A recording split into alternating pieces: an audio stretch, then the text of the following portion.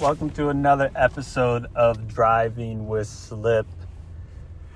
It is about 8:05 on Thursday.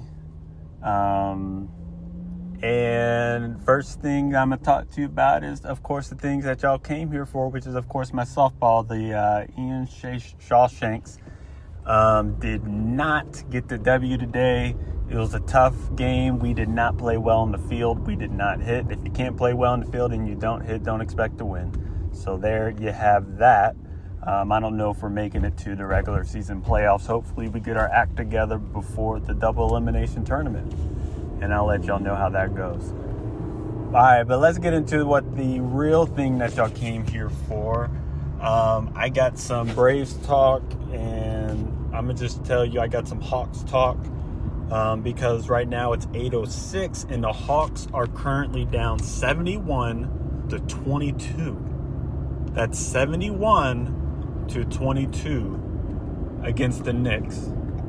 And this is just a disgrace. I don't care, what kind of team that you're supposed to have. What were the expectations?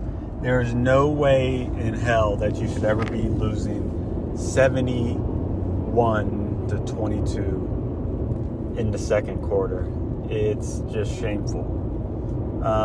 So there goes that. I can't even say that, if you're 2-2 and at one point led in the series, and this is how it ends, golly, man, I don't know what happened. I'm going to say it was inexperience, but how can inexperience be that bad? Anyway. Braves won 2 out of 3 from Detroit. I'd say that they should have won 3 out of 3, but then they probably should not have won 3 out of 3.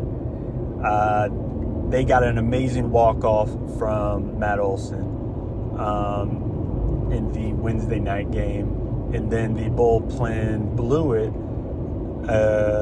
in the travel day on this Thursday. They still got the series win, so that is good. Keep winning series. If you keep winning series, you'll be okay. However, the way that they lost that game, I'm gonna get to in a little bit, but I first want to get into how the Braves won. In a game that's going against Tarek Skubal, for your rookie pitcher to only give up 3 runs and keep your team in a game who only scored 2 runs, which was off of the third batter, Ozzie Albies getting a home run with Jake Baldwin on base. And those are the only runs that you're getting until Matt Olson's walk-off home run. That's a lot of pressure to put on J.R. Ritchie. I mean, just thinking going into the game, putting a lot of pressure on J.R. Ritchie, just knowing that you got to have your A game because the best pitcher in baseball is on the other side. And it's the first time that you're pitching at home. I mean, so many things going up against that young man. And I think he did what he needed to do. Did he pitch spectacularly? No. But for him to not have his best stuff and give up 3 runs, one of those being an unearned run that he caused himself, I mean, that's fantastic. I can't ask much more than that. So I'm pleasantly surprised with how J.R. Ritchie looked, especially with him not having his stuff. Now, the Braves, up and down in the lineup right now. And I'm not concerned because they are finding ways to win in so many different ways. And that's great. Their pitching has been very good. Their hitting has been very good. And at times their pitching has been great, and at times their hitting has been great. And if you stay within that range of within those 2 things, especially because their defense has been dynamite, then you're going to win. You're going to continue to win. And it's been really good to see. Now, Matt Olson had a great at-bat. He was patient against Kenley Jansen. And for him to get the ball that he did, I didn't think it was going out. He hit that ball on the line to the Atlanta Braves bullpen, which is one of the deepest parts of that field. Not an easy place to hit a ball out, and to steal that game away from Detroit after trailing by 1 run for, I would say, about 6 innings? It's fantastic. So the fact that they were able to get that is great, as well as we can't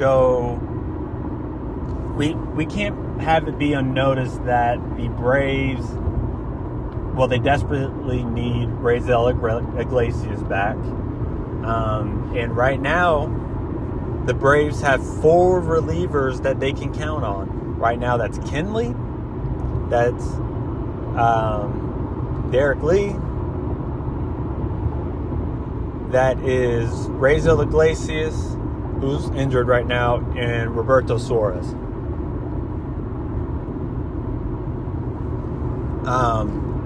And so say if 1 or 2 of those people are maybe down for a day because maybe they had to pitch the night before, or, they pitch the night before a day game and, the recovery isn't going to be as easy. I don't know who the Braves are going to go to. In the Wednesday game, they went to Ronaldo Lopez, but that man is throwing 91. He got out of 2 innings decently, but it's like, how long is 91, even if your slider's really good, going to last? It's not like he has pinpoint location. Sometimes his location is on, sometimes it's really off. Are you going to be able to rely on a Didier Fuentes? Or are you going to want him in the rotation? Something needs to happen. And something needs to happen quick. The Braves desperately need another lefty reliever. No matter how good the bullpen may have been, they need another lefty reliever. They only have one good one, and they have one terrible one, whose defense actually, was terrible behind him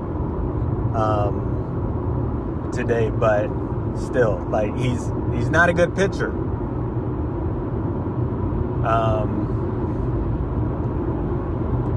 So that there are a lot of great things to see from this Braves team, as well as there's some question marks that need to get answered. And right now, I would say the biggest things that need to be answered are you going to have some middle relievers that you can actually depend on? Because we have some setup guys that we can depend on, but no middle relievers and no long reliever that you can depend on. That's actually going to be able to, go an inning or 2 without giving up runs on, majority of their outings. And that's just unacceptable. You can't carry 3 and 4 people in your bullpen that's going to have 6 and 7 and 8 ERAs. That's just not sustainable, because you need to be able to depend on them in certain areas. And our rotation is pitching too good for us to be losing some of those games because we can't depend on people other than our high leverage guys.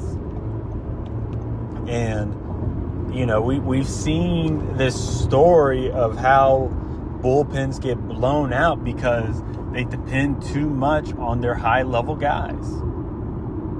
And you just can't do that. So there's something needs to happen there, and I don't know what is.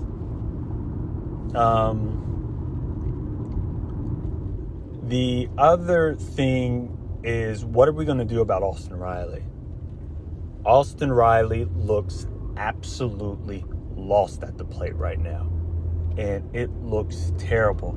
There was one point where I thought he was doing decently, and I thought he was turning some things around. His at-bats look better, and now he just regressed.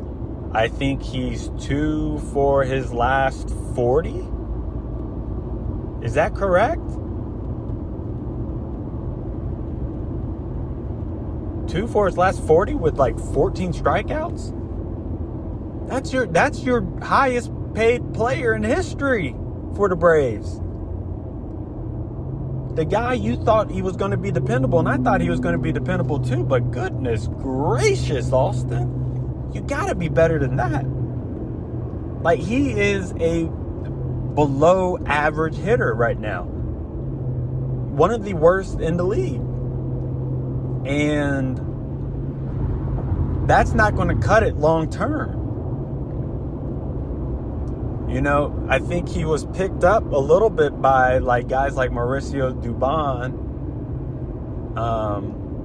But, you know, Mauricio Dubon is starting to fade off. Dom Smith is getting a little cool, even though I don't think he's been getting too many consistent starts at DH because Michael Harris might be going on the IL because of a quad. So right now, our depth is being tested, but only because our people that we are depending on, and it's not like we are depending on Austin Riley to be the best player. We aren't depending on him to be that. It would be great if he lived up to that because that'd be living up to the contract. But we are depending on him being a above average hitter that can hit some home runs. And he hasn't been that guy since 22. I know he was injured last season, and maybe it's going to take some time for him to get all of his strength back. However, you know, even before then, he had his strength, and he wasn't hitting either.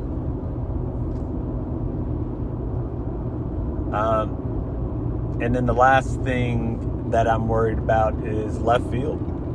Like I said, Mauricio Dubon has cooled off a little bit. Yastrzemski is not playing well at all. I don't think we want to have Dom Smith in left field. I'm sure we'd do it if we needed to, but like that's not what we want to do. So, you know, at some point, something's going to have to happen. Someone's going to have to step up. And I'm waiting for who's going to be able to step up. So the Braves have the best record in the league right now. And there's a few holes that are preventing this team from being great. Even with their best record. They need that consistency. And they need their players to step up and play like they're expected to be playing. That's all I got for you right now. My phone's about to die. Make sure y'all don't slip.